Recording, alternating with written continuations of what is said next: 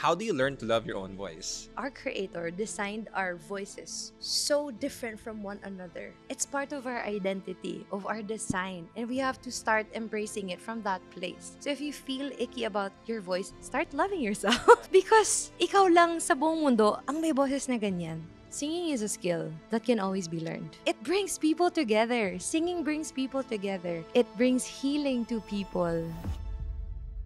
And then eventually, with yung journey ko with my choir life, it never went to waste. Yeah.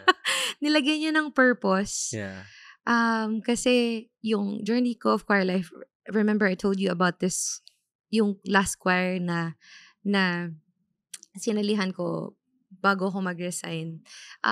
Hindi naman naging madali yung journey ko dun. So, I had to quit that choir. And basically, yung buong journey ko ng choir life ko, 10 years of my life, parang, when you're in a choir, it kind of wounds you in certain ways. Because nga, it's all performance-based and you have to be pushed to your limit. Yeah. I didn't realize that I've become such a perfectionist, that I've become too hard on myself. Yeah. I think it's not entirely bad, but the moment you attach, that's true. You get attached to it. Yeah, to that identity. Yeah. I'm sure, I mean, nakita rin tayo dun sa FeastCon where you had Jonathan Rumi there, like the lead actor chosen. By the way, one of my favorite series. Yeah. In life. True. But there was one scene that just kind of popped up when you were talking about your story. Is yung, I'm not sure if it's Nathaniel. That he's, di ba parang architect siya to chosen. I'm not sure if it's biblically accurate or whatever. But in the series, he became an architecture and then natanggal siya sa work. Yeah. But he devoted his life to pursue his call or pursue his talents. Yeah. Which is to build amazing walls, ganyan. When there was a scene na umiiyak siya, like sa ilalim ng puno. Yeah. And then na parang umiiyak siya, sinasabi niya kay Lord na, Lord, Lord, sabi mo ito yung gifts ko. And I'm using it. Yeah. But you're not supporting me. Yeah. Parang, ano ba? Andito ka ba? Tinutulungan mo ba talaga ako? Yeah. And then he gave it up. Correct. Like, do you see, diba tinanong niya, like, do you see me? And then he burnt it. Yeah. He burnt the whole blueprint, the whole plans. Yeah. And then, when he met Jesus, ang sabi niya na, like, it's still the same gift. But I want you to build bigger ones. I want you to build it for my glory and the Father's glory. Yes. And yun lang din yung naalala ko sa kwento mo na, like, it's still the same thing. You're still singing. But now it's not about you. Yes. Like, it's about bringing glory to Him. Yeah. And when you operate from that wholeness, yes, the work that you do also becomes like more magical in a sense. Like, more people can relate to it. More people will love it. Surprisingly, when, like, of course, hindi mo rin talaga maipagkakaila na in the works that you're doing. Of course, it must feel good na parang, oh, that's my song, right? Yeah. But it's not just about me anymore. Yeah. And sobrang nakaka-relate lang din talaga ako doon. Kasi, even when people would ask me, like, how were you able to build this business? Like, I would say, I don't know. Like, ask him. Like, I'm just going through life, and I know that he's given me talents, and I'm using these talents. Yeah. But it's not really about me. Like, Yeah. it's that, it's through me that I can glorify him and the talents that.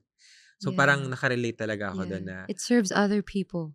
But it's kind of like the same thing eh. Na parang, when I was 20 years old, I wanted to become a CEO of my company. But hindi binigay sa akin. Like, na-scam pa ako, nabaon ako sa utang, I got a lot of shame, people judged me, got so much rejections.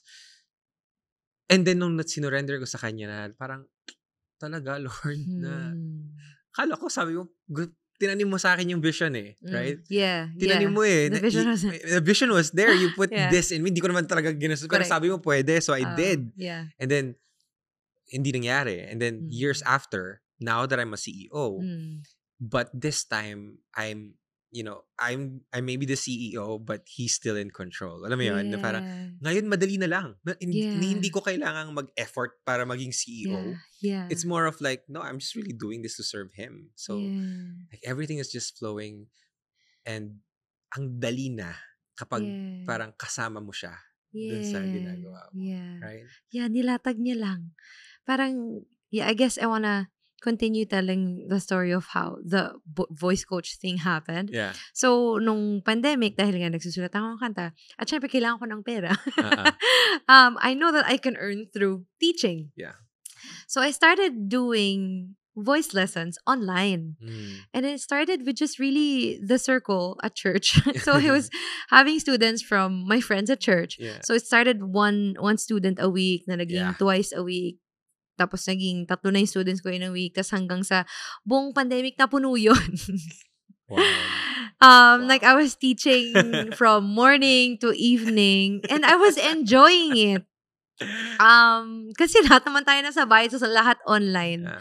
And then eventually, nung lumuwag-luwag na, I started teaching this small group of kids. So yung lahat may purpose talaga si Lord. Yung school na previous kung saan ako nag-resign, dun kasi, after school, nag-voice lessons din ako. May parang ganong program. So, yung mga naging students ako dun, na kinontak ako ng nanay, sabi, Teach, pwede ka ba mag-voice lessons dito sa mga bagets na to? Kasi parang may project daw sila ng We Don't Talk About Bruno na kailangan nilang kumanta together. So, parang sila yung una kong naging client for like a small group lesson. So, punta ako sa bahay nila. After school, andun yung mga friends niya. Tapos tuturuan ko sila ng We Don't Talk About Bruno. Hanggang sa naging consistent yun na 2 years ko silang tinuturuan. Kasi na-enjoy ng mga bata kumanta. Tapos, that's when I also started posting content. Yeah. Kasi parang to battle, because nga I have this issue with perfectionism and what. Gusto ko na, kasi dati pag magko-cover ako, it would take me, kunyari na-shoot ko na. Tapos ang dami ko nang na-shoot na video. So dahil napaka-OC ko at hahanapin ko lahat ng flat ko or whatever, wag ko na lang i-post. Yung ganon. But I didn't want to become that person anymore. So gusto kong to battle that issue of mine. I wanted to post raw content of my progress because I love learning. Okay. I wanted to show that side of, sige, pag nagkamali ako or mag-flat ako, tatawanan ko lang. Basta nag-e-enjoy ako. Yeah. Kasi dumating sa point na nawala yung joy ko eh. Dahil nga, perfectionist ako. Yeah. So gusto ko mag-enjoy. I want to bring that joy back. And so I started posting videos like that. And even dun sa tinuturuan kong small group of kids, I started documenting it, yung progress na nakukuha nila yung nota, tapos tinutulungan ko sila. And then, nag-viral yung video na yun. Yeah. Nag 1M siya. Tapos nagulat na lang ako the next day, parang, wow, dami kong email. Dami kong notification. What is this? Tapos parang, pwede ko pala gawin to. Wow. So, after nun, parang I started posting more content. Yeah. By the way, I think it's super crazy then how that, I could say, insecurity became your strength. Bigla. Na parang, I'm such a perfectionist. Let me post imperfect videos. Tapos yun pa yung talagang naging catalyst ng growth mo. And I think it's really one of the beautiful purpose talaga na, alam mo yun, na pinlant din ni Lord sa heart ko na, hindi ko naman dinidiscard yung mga excellent people. I mean, I've been there. It's beautiful to compete, to really sing with so much excellence. But there's also beauty and parang ako naman, yung naging thought process ko is, paano naman yung mga taong hindi naman nila gustong maging diva or maging performer talaga. Gusto lang nilang kumanta just for the sake of singing. And I want to be that person who would help them or who would give them the space to do that. Because yun nga, not everyone, wants to be a pop star. But everyone loves to sing. And I want to be the person or a person who would help them who would give them a space for that. Yeah. So, yun. Tas eventually, I started the vocal ensemble class. Yeah. Kasi sobrang puno na nung schedule. I mean, napupuno na yung mga one-on-one lessons ko, yung mga group lessons ko. Na-invite na ako mag-vocal workshop sa mga kung saan-saan, like small churches. Na-invite ako sa kumbento magbigay ng vocal workshop. Mga ganon. Tapos parang, andito, nandami na nag-i-inquire sa akin na parang one-on-one lessons po, ano mo schedule. It's puno na yung schedule ko.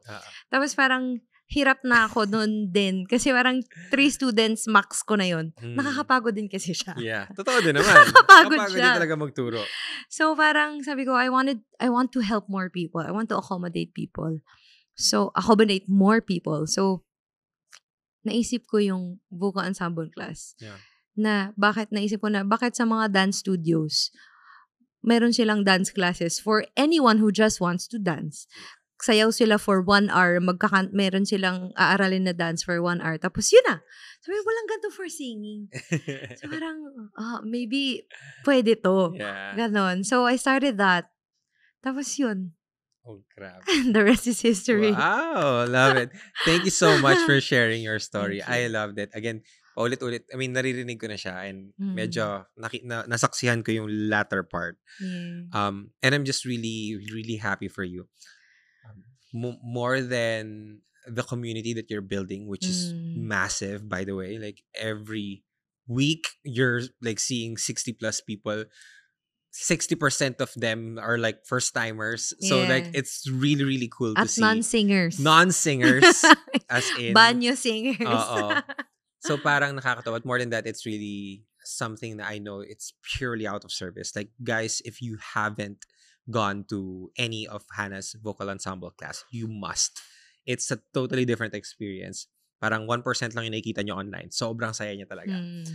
Okay, so moving on from your story, like I'm curious about the singing stuff now. I want you to like answer kasi nabanggit mo na rin kanina. But my question is like, do you really believe that singing is for everyone? Oh yes. Yung culture kasi ng singing sa Pilipinas, lumaki tayong nanonood ng Tawag ng Tanghalan, The Voice, X Factor, Pilipinas Got Talent, ganyan. Lumaki tayong nanonood ng mga singing contest sa TV. So, it became such an intimidating thing, I guess. Like, even pag nagkakaraoke tayong mga Pinoy, 'di ba? Parang may score. Tapos 'di ba parang minsan nagkakahiyaan pa kasi parang hindi ko naman kaya yan or whatever. Kailangan Through the Fire na yung kakantahin mo. So, parang sorry naman yung train of thought ko. Parang no, go ahead. So parang it became really a competitive scene. Yeah. Parang yun yung nature. Scene. Parang competition talaga siya. Na parang dapat pag kumakanta ka, dapat, magaling ka dapat, diva ka dapat, or parang singing is, naging notion din yung singing ba is only for the talented, or parang you're born with it. But singing is a skill that can always be learned. And also, singing is an activity that everyone can participate in. Just, for example, just this thought, pag nasa concert tayo at nanonood tayo ng favorite artist natin, kumakanta tayo lahat, di ba? Yeah. As simple as that. Singing is an activity. Pag nasa misa tayo sa mass or sa church when we're in worship, we're all singing. It's an activity. Yeah. It's not a performance. So, I believe, and we enjoy doing that. Pag may birthday party, nagkakaraoke, it's an activity. It's not, I mean, yes, may score. Pero, di ba, depende lang sa mga kaibigan mo kung talang nagpapagalingan kayo. But it brings people together. Yeah. Singing brings people together. And I think there's beauty in that. Na hindi kailangan performance. Hindi kailangan may pinapatunayan. Yeah. Hindi kailangan nagpapagalingan. But there's beauty in just coming together to just sing. Yeah. And I'm bringing those two things together. Singing is a skill and singing is activity together in my vocal ensemble class. That it's really open for everybody who wants to learn and who just wants to sing for fun. Yeah. So, naalala ko nung na-invite ako, tas parang nung nag-inquire ako, sabi ko talaga, di talaga ako marunong kumanta. And then ang sabi mo na sa akin, marunong ka mag-A, B, C, D, E, G. Yes, okay, pwede na yan. As long as kaya mo yan, pwede mo na. Super interesting din ng mga tao na umaattend. Most of them are non-singers, but there are also people that sang before, but didn't want to sing anymore. Yes. What do you think is the common reason why people shy away or stop singing?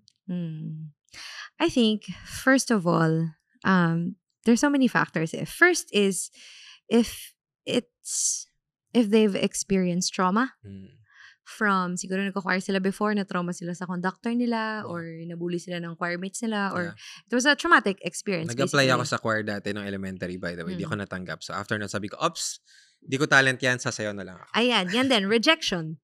Rejection. Meron akong mga nakakausap na students in the ensemble class na sumali sila ng choir or nag-audition, pero hindi sila natanggap. So parang inisip na nila na, oh, this is not for me. So I stopped singing. Pero gusto talaga nila. Yeah. And then, third, I guess, is from people na nasabihan ng magulang na, ay, hindi para sa itong music, mag-doktor ka na lang. Walang pera dyan sa music, magganto ka na lang. So, ang dami kong na-encounter na ganong students sa vocal ensemble class. I remember this one guy in the vocal ensemble class. So before kumanta ng one last round, usually nagbibigay ako ng message just to, prepare their hearts to sing it for the last time. Para hindi lang siya all technical, and there's heart in it. Singing is very personal. So we want that when they sing, they bring their hearts in it. And then there's this guy, habang nagsasalita ako, umiiyak siya. As in like, kagulgul levels, umiiyak siya. So parang, okay lang ba siya? Anyway, tapos after ng class, nilapitan ko siya. Tapos sabi niya, can I hug you? Hinug niya ako, tapos umiiyak siya, ganyan. Tapos parang, sabi niya na, gusto niya daw talaga kumanta nung bata siya. Tapos, nag-stop siya kasi naging traumatic yung experience niya, parang nung high school, ganyan. Tapos ngayon, nag-architect siya. Tapos ngayon niya lang ulit binabalikan yung passion niya na yun. Tapos yung pag-enroll niya sa vocal ensemble class na yun is his first step to bringing that passion back in his life. Yeah. So parang, wow. Parang, it serves people. Yeah. It brings healing to people. Yeah. And parang, si Lord na talaga lahat yun na parang, sinimulan ko lang naman to. Pero all the work that comes with it, and the healing, the transformation that comes with it, that is the Lord's work. Na parang, it's so beautiful that it rekindles fire of other people who wants to sing and who longs to sing. And it becomes like a personal breakthrough for them to be able to start singing again. So, sobrang grateful ako sa mga stories na yun from the students. Yeah. Super beautiful. Thank you so much for sharing that. Thank you. Before I go into my last questions, one on the side of the technical side. Kasi dito talaga ako medyo naliwanagan eh. Kasi meron kami culture din sa bahay namin. Ewan ko sa bahay lang namin to. Na pag pumipiyok ka, natatawa yung mga tao. Ewan ko rin, siguro sa may mga memes din kasi, di ba? Right. Yung iba nauuntog, yung iba nadadapa, yung iba natatawa talaga sa pagpumipiyok. Like, but una-una, it's part of like, puberty, pumipiyok ka talaga. Okay, yes. But when nung naalala ko na one-on-one coaching ako sa'yo, hindi pumiyok ako. Like, sabi mo, that's good, that's part of it. And I was like, really? Akala ko pag pumiyok ka, mali ka na. Parang gano'n. You did something wrong. Well, of course, you did something wrong, or you could have done something better. But parang may shame. May shame sa piyok. But I don't know, you kind of explained to me before. So can you talk a little bit about that? Okay, first of all, there's no shame in piyok. It's totally normal na pumiyok. It's just that your vocal cords are not yet ready for that note, or for that note that you're trying to reach. First of all, baka kailangan lang ng warm-up. Hindi lang, alam ng katawan na paano pumunta dun sa note na yun. Pero, hindi lang pa ready yung katawan mo, and your vocal cords are not yet stretched enough to reach that. Yeah. So, mareremedyohan yun through vocalization and of course, practice. Okay? And mastery of those muscles na kailangan mong gamitin for that. Second is that there's this musical term called passaggio. Passaggio. It's a passageway or it's the transition between your chest voice and your head voice. So, for example, magsasample. Okay, go. So, if I'm going to transition between my chest to head, I'm gonna do this.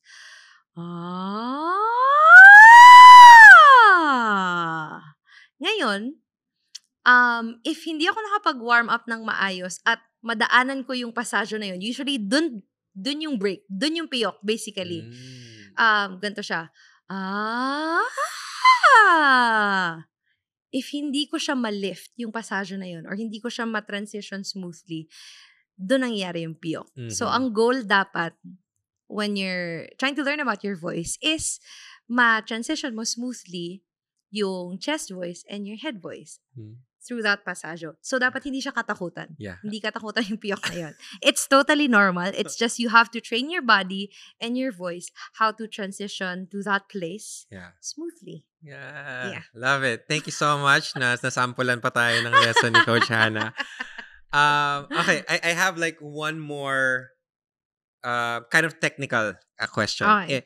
I know that there are some people, even ako, nung nagsisimula ako mag-podcast,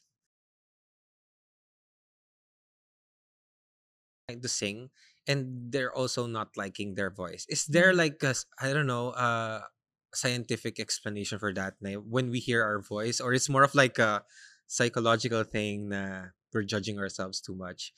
Like, how do you learn to love your own voice? Because I think one of the things that you mentioned is, if we all have like different voices and you just needed to sing it in your own. Yung iba kasi diba they're trying to sound like, I don't know. Yes. Pag kinakanta yung Lips of an Angel, biglang sobrang husky. Lips of an Angel. When tinuro mo sa akin, it's like, you just gotta sing it in your own voice. Like, how do you learn to love your own voice? Or like, I don't know. Yeah. Sige, go. Wala, embrace mo lang talaga. Well, it's, again, first of all, it's totally normal to feel icky about your voice. But you have to ask yourself, where is this coming from? Because all of our voices, they sound so uniquely different. Like, ikaw, Alec, yung boses mo ay kay Alec lang. Hindi mo pwedeng, yung ibang tao, hindi nila ma-identify na ibang tao yung boses ni Alec. Kasi ang boses ni Alec ay kay Alec lang. Ang boses ni Hannah ay kay Hannah lang. And I think that's a beautiful gift given to us by God. It's a unique identity given to us by God that our Creator designed our voices so different from one another. Yeah. It's part of our identity, of our design. Yeah. And we have to start embracing it from that place. So if you feel icky about your voice, okay lang yon, but start loving yourself. Yeah. Because ikaw lang sa buong mundo ang may boses na ganyan. So, hindi totoo na may pangit na boses? No, it's how you look at yourself. And also, parang hindi pa lang nila alam kung paano gamitin yung boses na yun. Yes. So, ako din, kahit before pag nagre-record ako, parang, pangit. But then, when I started, embracing myself and loving myself and seeing myself how God loves me, I learned to love the sound of my voice. Yeah. And it's a gift given to me by God. So, again. Yeah, embrace yourself. Embrace your voice. Love it. Thank you again so much. Thank I still you. have so many questions, but medyo gahol na tayo sa oras. But I really enjoyed this conversation that we have. Sana nag-make sense ako. Yes, you did. Of course. This is really valuable. Maybe I would just like to ask you, just to close this. What are your message, or what's your message for people who know or like feel that they really want to learn how to sing, but they're really scared or they don't know where to start? So maybe what's your like final message to them? First of all, pursue your passion, but align it with God's. Align it with God's version. Second, there's no harm in trying. Just really do it, just for the sake of doing it and having fun with it. Don't allow other people to dictate what's for you. It's you and God. Third is singing. I always say this, singing is a journey of self-discovery. When we sing more and we allow ourselves to really sing and to freely sing, there's so much healing that is happening inside our bodies. There's so much healing. This is scientific, ha.